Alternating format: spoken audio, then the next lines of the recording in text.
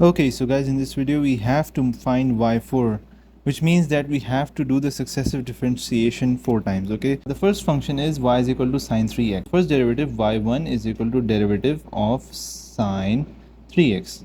So the derivative of sine is actually cos, right? So cos 3x, and then the derivative of the function right over here. So the derivative of 3x. Now cos 3x, the derivative of 3x is of course 3 because x will be cancelled. So this is the first derivative, 3 cos 3x. Then let's find y2. So y2 will be d by dx. Let's just separate this 3 because it is a constant, 3 cos 3x. So 3 derivative of cos is negative sine. So negative sine 3x. And then again the derivative of the angle or the function 3x. So we have 3 negative sine 3x. Derivative of 3x, x will be cancelled. We are left with 3. So the derivative will be 3 times 3, 9, with a negative sine 3x. Now let's take the derivative of this thing, which will be y3, the third derivative. So negative 9 will be separated because it is a constant. Derivative of sine 3x, which is actually same as 3 cos 3x. So you can write 9, 3 cos 3x. 9 times 3 is negative 27 cos 3x. And then we have to take the derivative of this for the final and the fourth time. So y4 would be equal to d by dx. Negative 27 will be separated and cos 3x. So negative 27 will be as it is. Derivative of cos 3x was negative sine 3x 3, right? The derivative of cos 3x was negative 3 sine 3x. So let's just write it over here, negative 3 sine 3x. So negative becomes positive, and 27 multiplied by 3 gives us 81 sine 3x. So this is the fourth and the final derivative for our question. Okay, so now we have to find y4 for the function y is equal to cos cube x. Now there is a specific pattern for solving this question, okay, and you have to apply a trick. Basically you have to apply a trigonometric formula by which this question becomes very easy. Okay, so first of all, y1 is equal to derivative of cos cube x. So the derivative of cos is negative sine, right? But we are having an exponent. So let's just separate the exponent, then the function as it is, the function is cos x, and then the power minus 1. So the power is 3. 3 minus 1 gives us 2. And then the derivative of the function. So the derivative of cos x. We have 3. Now over here we have to apply a trick. First of all, the derivative of cos x was negative sine x, okay? So this is as it is. But the cos x square, we have to apply a specific trick over here. We know that cos square theta plus sine square theta is equal to 1. This is a trigonometric identity. So if we just separate this cos square theta by moving the sine square theta to the opposite side of the equation, we will get cos square theta is equal to 1 minus sine square theta. And we can replace the theta with the x. So instead of writing cos square x, I have to write 1 minus sine square x. Okay, and we are going to use this identity while solving this question.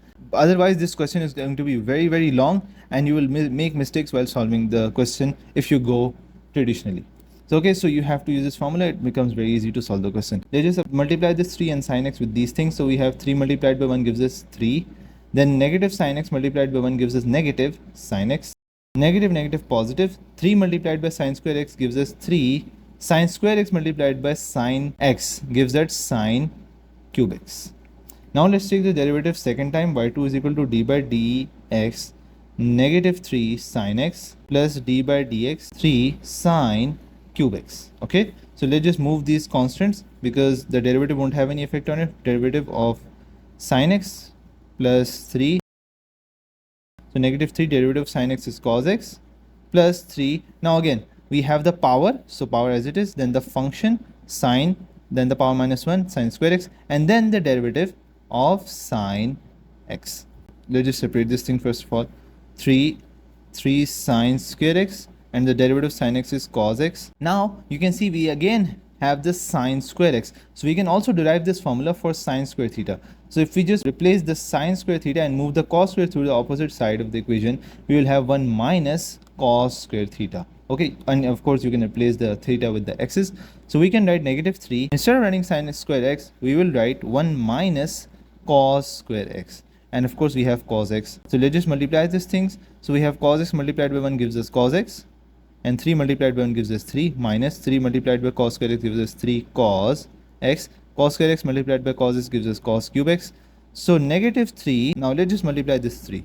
plus 3 times 3 gives us 9 cos x. 3 times 3 gives us again 9 cos cube x. 9 minus 3 gives us 6 cos x minus 9 cos cube x. Now let's take the derivative third time. So let's just separate these constants. So we have 6 derivative of cos x minus 9 derivative of cos cube x. Okay, so 6 derivative of cos x is negative sin x minus 9. The derivative of cos cube x will be, of course, 3 cos square x, and then the derivative of the function cos x. So negative 6 sin x, negative 9, 3 cos square x. Now we can of course replace the cos square x with the 1 minus sin square x, and actually we have done the derivation of cos cube x in the first step. So the derivation of cos cube x was negative 3 sin x plus 3 sin cube x. So we can put this thing over there. So instead of doing these steps again, you can simply write negative 3 sin x plus 3 sin cube x minus 9 times 3 gives us 27. The negative 9 multiplied by negative 3 gives us positive 27 sin x. Then the negative positive gives us negative 9 multiplied by 3 gives us 27 sin cube x. So 27 minus 6 gives us 21 sin x minus 27 sin cube x. Okay, and for the final time, let's just apply the differential. 21 sin x. So 21 and 27 should be separated. So 21 d by dx sin x minus 27 d by dx sin cube x. Derivative of sin x is of course cos x. 3 cos x minus 3 cos cube x. So 21 cos x minus, let's just multiply these things. So we have 27 times 3 gives us 81 cos x minus minus plus. So 27 times 3 gives us 81 cos cube x. 21 minus 81 gives us negative 60 cos x plus 81 cos cube x. Okay, so this is the final fourth derivative of this function. Okay, so we have to find y4 for natural log x square minus 9, and I've done a separate video on logarithmic function, finding the derivative of logarithmic functions, so you can watch that video to understand and master the concepts of differentiation of the logarithmic functions. Okay, so we have to find y4, the first derivative, y1 derivative of log of x square minus 9. Okay, so now we have log of x square minus 9. First of all, I want to remind you, don't go ahead and solve for this step. First of all, y is equal to log of x square minus 9. Let's just simplify this thing a little bit. Okay, so instead of writing x square minus 9, I can write x square minus 3 square. Okay, and why I'm doing that? Because I can use the a square minus b square formula, which says a minus b, a plus b, right, is equal to a square minus b square. So I can use that formula, and this will make my work much more easier. Why? Because you see, log is being multiplied. The values inside the log are being multiplied. X minus 3 and x plus 3 are being multiplied. So when this is the property of log, when we are having two things multiplied which are being multiplied by log, you can write natural log of x minus 3 plus natural log of x plus 3. And just as a fun fact, two things are being divided like this, so you can write natural log of x minus 3 minus natural log of x plus 3. You can use this term for finding the derivative. So instead of having this thing, we will have d by dx natural log of x minus 3 plus d by dx natural log of x plus 3. So the derivative of log was 1 divided by any function. So the derivative of log was 1 divided by any function multiplied by the derivative of the same function. So 1 divided by, over here my x is x minus 3, so 1 divided by x minus 3 multiplied by the derivative of x minus 3 plus the derivative of log x plus 3 will be 1 divided by x plus 3 multiplied by derivative of x plus 3. So 1 divided by x minus 3 multiplied by the derivative of x minus 3 will be 1, because the derivative of x is 1, and the derivative of negative 3 will be 0 because it is a constant, plus 1 divided by x plus 3, the same thing, the derivative of x plus 3 will be 1. 1 divided by x minus 3 plus 1 divided by x plus 3. Now again, let's just find y2. So y2 d by dx, instead of writing 1 divided by x minus 3, we can write x minus 3 power minus 1. Okay, so we can reciprocate it. D by dx, same thing over here, x plus 3 negative 1. So first of all, the power will be separated, then the function as it is, power minus 1 minus 1 minus 1 gives us negative 2, and then the derivative of the same function x minus 3 plus minus 1 again, function as it is, minus 1 gives us negative 2, derivative of x plus 3.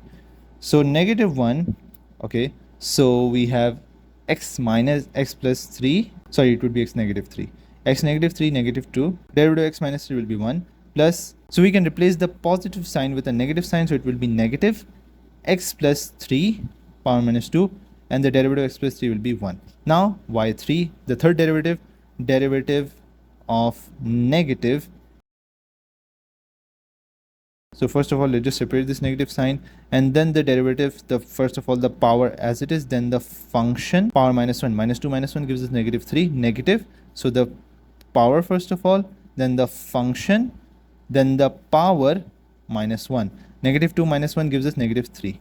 So minus minus plus 2 x minus 3 negative 3 minus minus plus 2 x plus 3 negative 3. And for the final derivative, okay, so I have applied the differentials over here.